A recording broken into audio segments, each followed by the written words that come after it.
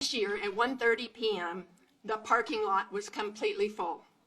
All handicapped parking spaces were completely full. Cars were parked bumper to bumper on both sides of the street throughout the entire residential neighborhood. When I finally decided where I was going to park, I left with concern that I was going to get a parking ticket. For the elderly, the disabled, and for those with limited financial means, voting must be simple. This last election, as you see, it was not simple. Okay, there's been 4,000 confirmed people that had the registration changed. Everyone that I know that had the registration changed was a Bernie Sanders supporter. Okay, I want a federal investigation and a nonpartisan recount of this entire vote. We need another day of voting, okay? We need to count all provisional ballots, okay? That's what we need to do. We the people know that our electoral process has been corrupted. This is not some sort of conspiracy theory. This is not some sort of a sick joke, and this is perhaps especially true in Maricopa County.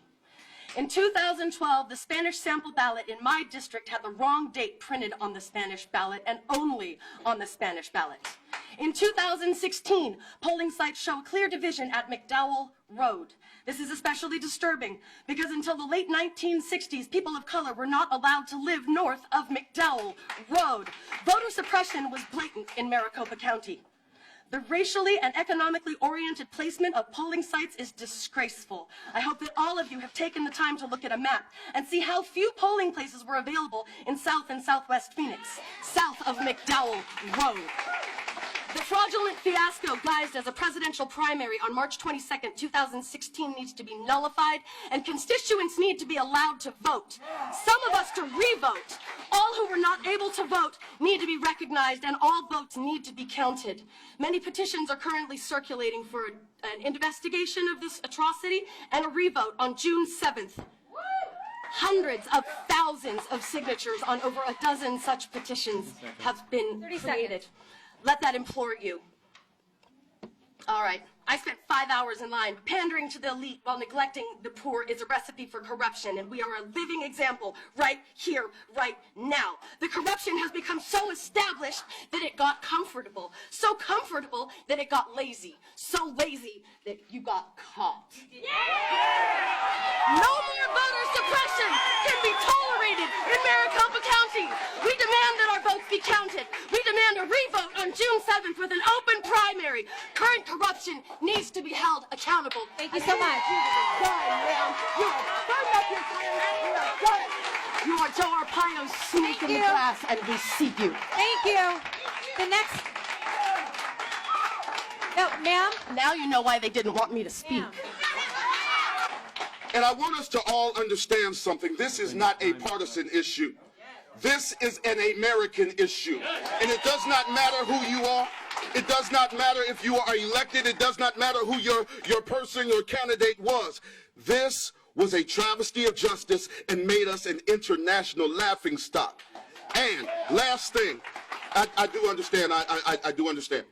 Last thing, for you to meet less than 24 hours later with someone and proclaim that the problem was solved, let me further know that this was a problem that you knew about, this was a problem that you could have handled, and I'm sorry, the buck stops with you. You should resign at the end of this hearing. Thank you.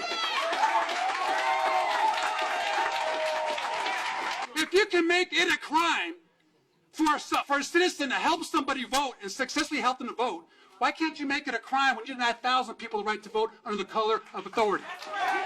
You tell me. Because you're not interested. And you ought to be thankful, Ms. Purcell, because if you were a Democrat, every elected Republican would be coming back to you, and you would resign. Respect, Mr. Perez. Excuse me? You want to talk about respect when you deny people the right to vote? When you push that voter ballot bill, you want to talk about respect, sir? When you turn in a crime to help someone vote, you want to talk about respect? You have no respect. Sure. I had prepared a joke, but I think we have heard enough jokes from Ms. Purcell and Ms. Reagan and this committee. And I would like to ask you, how does it feel to be laughed at, Ms. Purcell? You were laughing at us on Tuesday, and you are laughing at us now behind that cold gaze you're staring me down with. Sir, I registered to vote as a Republican.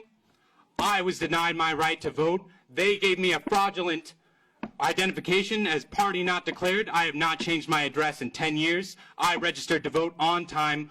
I was robbed of my vote. This is a serious crime. This is as serious as rape. It is as serious as murder, because this is the rape and murder of our democracy.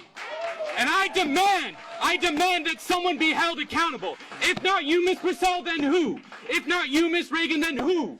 This is a high crime, and there must be punishment. If there is not punishment, then we do not live in a system of law.